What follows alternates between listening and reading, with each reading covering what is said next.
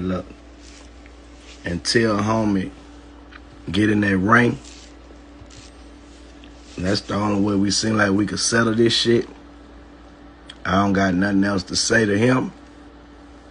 I'ma just let him just talk.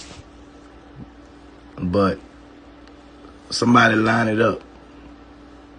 Line it up. We could do it for free. We don't even have to do it for no money. You know what I'm saying? If you gonna be talking all this shit, let's settle it and let's be over with it. It's just straight like that. You know what I'm saying? I don't want to hear, man, I'm too old to do this, because you too old to be lying on a motherfucker. So, to settle everything, and you could keep on trolling and doing all that, let's just do it like back in the days.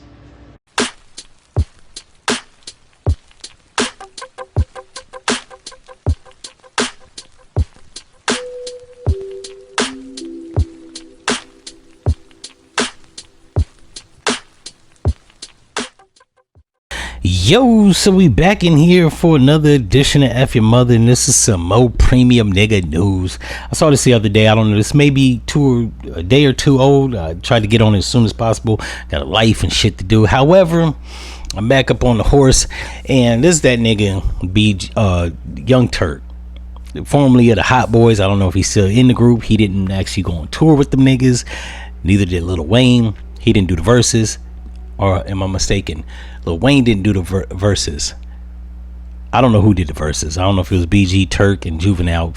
In any event, I guess this nigga didn't like something that BG said, and BG didn't like something he said. And it says down here at the bottom, every other day, niggas saying some goofy shit. Just pull up when you see me and get pistol whipped. Now, I'm heartbroken because I fuck with the Hot Boyz as a group. I never really was a fan of BG. Not that he couldn't rap, I just didn't like his delivery or the sound of his voice too much without the Hot Boyz, right? I felt like every member of the Hot Boyz balanced each other out. Juvie had the clear, crisp, grovelly Louisiana accent. Turk, he had the country ass shit going on. BG had the, I don't know, he was on dope, but he had his, you know, now sin and was him, and you know, shit like that. And then you had Lil Wayne. He was kind of like a little bouncy and had hyper, you know what I'm saying, energy to, so they all fit together like Voltron. Separately, I'd have to say I'm a Juvenile fan. And then next is Lil Wayne. I like most of Lil Wayne's catalog. I never really was a fan of BG by himself. And Turk, he went to prison, so he ain't got a long catalog. Even if he did, probably wouldn't have listened to him. He was the most generic group member. Like, if I had to compare it to another group, Bone Thugs and Harmony, he was like the Wishbone.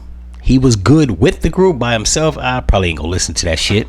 Not because it's whack, just it's not different. Just is, you know what I'm saying? He was, in my opinion, one of the members. If he was missing, they'd be alright.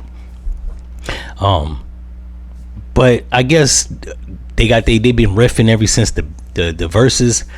I think the verses, BG referred to Turk as a bitch, and then they went online talking about that's how we talk, so they no harm, no foul. I don't know how niggas play like that. I'm from Ohio. Niggas call you a bitch. When I see you, I gotta tighten you up.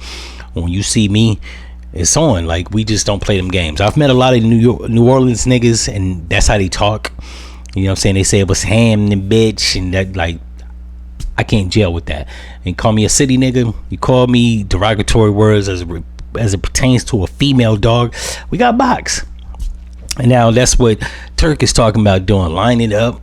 You know what I'm saying? We ain't got to do it for no money, which is probably why them niggas ain't fucking with him, because he doesn't seem to be about the money. Every time you do music, it should be about the money.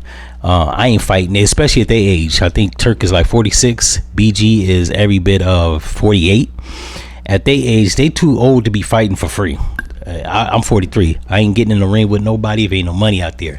Nigga, you need life insurance or you need something for your medical bills. Because after 40, I say about 35, your force field runs off, right? It runs out. Whatever that is that you have on you between the ages of 18 to about 30, when you hit about 35, that shit wears off. I call it a force field. You could fall off a 2-story building at 18 to 30 or 34. You'd be alright. 35 and on up, you feel the pain if you stub your damn toe. So I'm not doing shit for free. So he sounds stupid in that regards. And I don't know what was said. And like I said, it breaks my heart because what the fuck did he say to make them niggas that mad? He talking about pull up and see if you don't get pistol whipped. And like, I don't know if these niggas ever really was friends or they baby put them niggas together. I still don't know the full story of that, because niggas that like got love for each other, they don't be talking about pistol whipping a nigga that they was once cool with. Like, I don't know. Like I said, that's that New Orleans shit. Maybe that's how they play. Where I'm from, if you was cool with a nigga and you was tight with a nigga, you're not gonna pistol whip a nigga you cool with. Like, that's just, I got love for you. In the words of DMX, call you my dog because I got love for you, but your dog, don't ever cross me. Like, you know what I'm saying? Like, that's how niggas that really was cool, at least from my time period, my neighborhood, that's how we got down. You know what I'm saying? We wouldn't, like, where I'm from, you didn't really even fight niggas that you was cool with without gloves. Now we getting the gloves, you know, getting the streets, and we box it out if some shit was slick said. But like bare knuckle fighting a nigga that you was cool with, it's like, bro, like, I've never done that. Because I feel like once you go bare knuckle a nigga that you cool with, y'all not cool. I had to tell a friend of mine, we had words, nothing too strong, but he got out of character, and you know what I'm saying, I choked out because I got love for the nigga, and somebody was just like, yo, you should have fought him and da-da-da-da. Nah, because what he said wasn't really nothing that, you know, nigga couldn't come back from. But if I fight the nigga, it's definitively over. Like, we're not cool, because I don't know where these niggas is from, but you fight a nigga that you cool with, bare knuckle or pistol whip, yeah, we're not gonna be cool after that, bro. It's hard to come back from that, because like when I fight niggas, I'm trying to fight to win. That might entail biting the motherfucker, uppercutting a nigga, knocking his teeth out, putting him in a headlock, punching his eye into the orbital socket is fractured and fucked up and he can barely see. And it's hard to come back from that. Like, how you come back and be cool with a nigga that you tried to immensely hurt? So I don't do that. Because, you know what I'm saying, like I said, it's kind of hard to salvage that type of friendship afterwards. You know what I'm saying? You bust a nigga eye open and scalp, and you know what I'm saying, got the white meat hanging out. It's hard to kind of like be cool after that, right? You know what I'm saying? Well, and then you sound, if you do that, like I've known niggas that fought to damn near to the death, and then later on they reconciliate shit, and then they be like, yeah, remember that time you punching me in my eye, nigga, eye gouging me? Nah, that shit sounds fucking weird. So I just don't, you know what I'm saying, fight niggas that I'm cool with, cause we don't play fight. If we fight, nigga, I'm trying to knock you the fuck down. I'm trying to intentionally harm you. I'm trying to make you, you know what I'm saying, rearrange your facial so you can't get no bitches. Like, I don't understand that, but he trying to fight the nigga in a ring. I guess that's the more civilized thing to do. But considering that these niggas was once in a elite rap group, or at the very least a high selling rap group that was making money together, I find it disheartening that 25 years later niggas is like not mortal enemies, but they not cool. That's weird shit. Where I'm from, we call that weirdo shit. Because I have a notion, if you fight niggas that you're cool with, even in the gloves, like, then you got to show that same or more type of like savagery to the ops. I feel like if niggas is cool and they get in the ring or they bare knuckle fight, there can't ever be a disagreement with how to handle the ops. Nigga, you just tried to take me out. You know what I'm saying? So like anything less with the ops, yeah, we're not cool.